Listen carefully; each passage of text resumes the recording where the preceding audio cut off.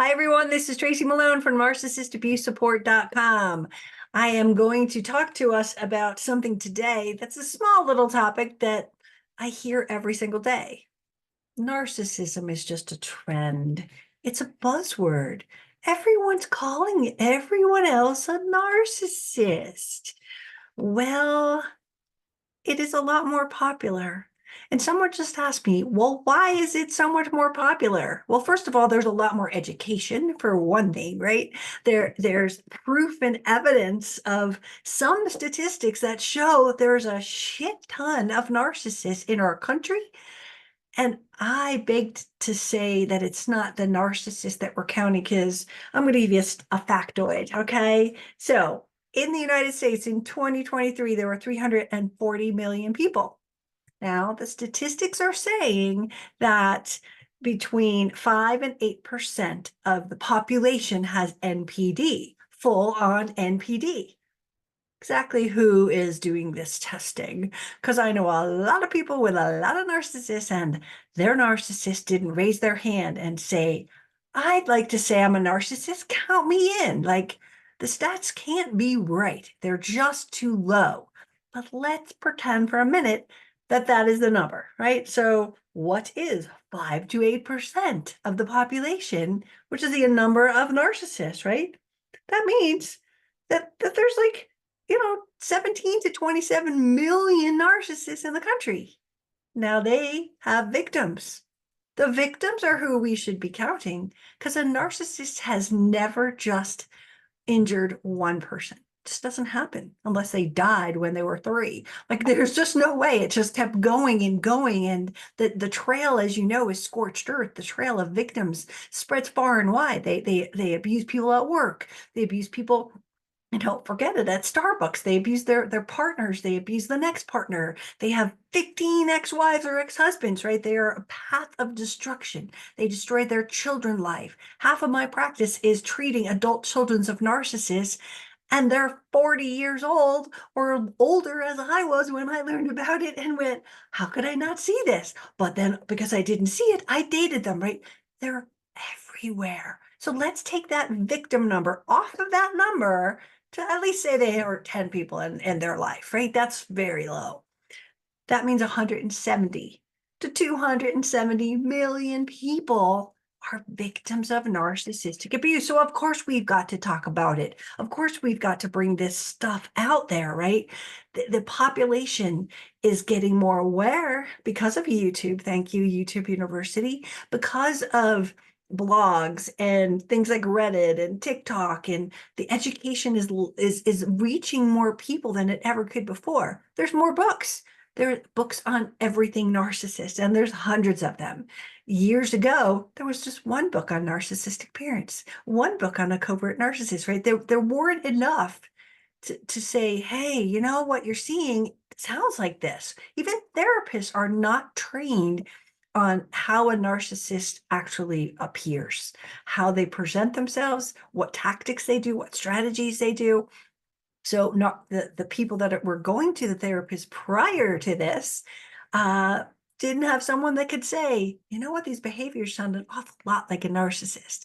When I had been, when I was going through my divorce, actually, I had a therapist, but I did not know I was going through a divorce with a narcissist until years later, when I found out, and I asked my therapist, what do you know about narcissists? And you know what he said? They like to look in the mirror.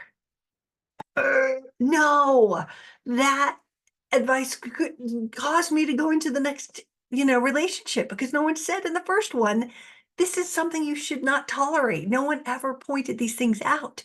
No one ever taught me what gaslighting was and the lies. And I was just in confusion then, not understanding what the hell is happening in my life and why are all these people crazy around me. And then I feel like the crazy one, right? I do have a red flag checklist, which is on my website. Look, it's 2 pages long. Go download it, narcissistabusesupport.com. I don't know where it is, somewhere on there. It's probably a pop-up that says download the red flag checklist, but find it. Look and see if the person that you are talking about that is doing crazy behaviors, and it might not have been, they could have been normal all along, and then comes the divorce and the crazy gets turned on.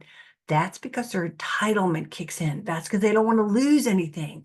So the mask that they've been able to wear has been hidden until a catastrophic event like divorce, where they risk losing something they envision is their own. This is when the proverbial shit hits the fan, right? This is where you see a different person that you've been sleeping next to for 20 years. So figure out, it's not a buzzword. It's a real thing. And, we have to go beyond what the DSM-5 says, because while that is the diagnostic statistical manual that diagnoses a narcissist, and a psychologist would be the one that would be diagnosing them, right? And here's some of the things that they say. To diagnose a narcissist is a grandiose sense of self-importance. Oh, isn't that nice? Exaggerates their achievements. Really lies, right? Believes they're special. Ooh. Needs excessive admiration and validation, and they have a sense of entitlement. Those are certainly the high level of them, but how do they present, right? They're pathological liars. They create a false persona from the day one of meeting someone, and they pretend to be something that they're not. And they craft these stories, these masks, based on what the victim is looking for. And so it is a huge thing, right? So they're compulsive liars. Let's put that.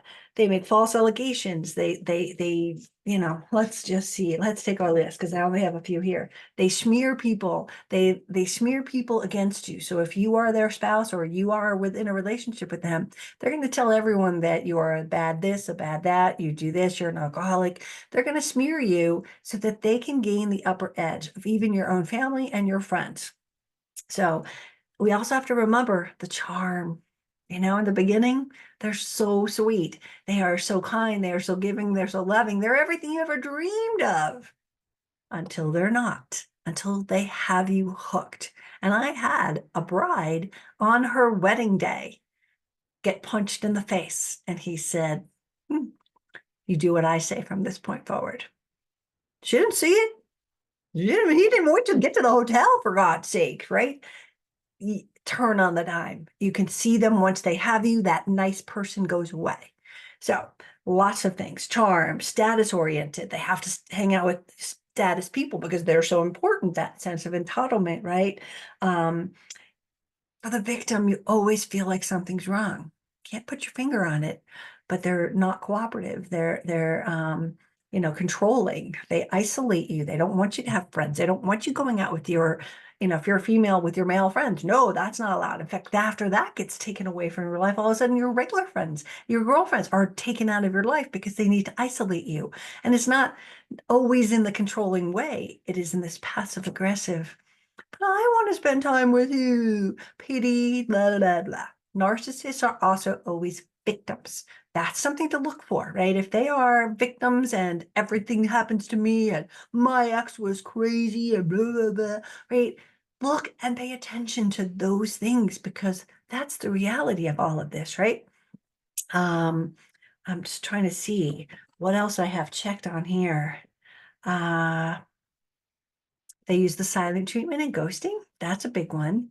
And gaslighting, smear campaigns, triangulation is turning people against each other. Say, if it was a narcissistic parent, they might triangulate two siblings to hate each other so that the parent can control either one of them separately, making one the golden, one the scapegoat, and then the scapegoat fights to be the golden, and the golden fights to keep it, and it becomes, we hate each other because the narcissistic parent needed to have control. Narcissism is real. It is not a buzzword. It is an awareness campaign that is changing people's lives, because once we have these words, once we check a whole bunch of stuff on a checklist, we can go, oh my God, let me read a book. There's like a million of the books that I have in here. Those are my favorites. But you can read something. If it's a narcissistic parent, go and read a book. Go to the library if you don't have money for it. There's these things, they just loan you books. You can even get Audible books from libraries. Get yourself educated, and you will start to check more boxes to say, you know what? maybe this narcissist thing is more than a buzzword. I think I've been living with one. And if you are, and you're doing this discovery and you're realizing this isn't the person I married, this isn't the person I started dating, I don't know who this person is, and you start to feel a loss of yourself, you need help. And you need someone to dig you out and get you right back up on that ship to understand that this isn't your fault and that these people can't change. And hopefully they can teach you to let go of some of the things that the narcissist has tried to been poisoning your brain with. That, it's your fault. It's you do that. Da, da, da. The reality is that's projection.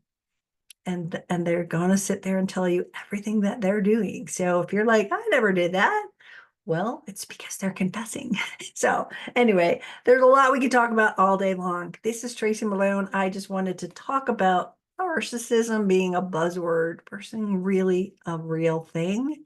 And yes, do a lot of people label their person with a narcissistic stamp? Yes, they do. And you know what? If it walks like a duck and it talks like a swan, it's probably a narcissist. This is Tracy Malone. I'll see you again next time.